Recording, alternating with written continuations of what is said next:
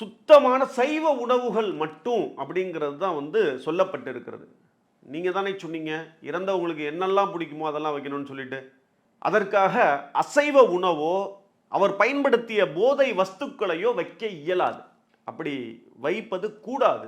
சில நபர்கள் தவறான சில செய்கைகளை வச்சுன்னு இருக்காங்க.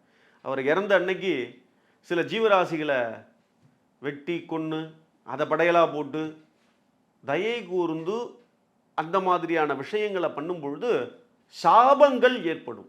இந்த சரீரத்தில் ஆன்மா அப்படிங்கிறது உள்ள இருக்கிற வரைக்கும் தான் இந்த பூலோக பந்தத்தின் பொருட்டு இந்த அசைவம் சைவம் அப்படிங்கிறதெல்லாம் எடுத்துக்கொள்ளும்.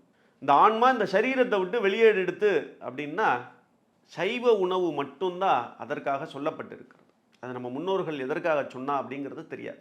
ஆனால் அதுதான் உசிதம், அதைத்தான் பண்ணிக்கணும். அப்படி பண்ணுறது தான் முறையானது.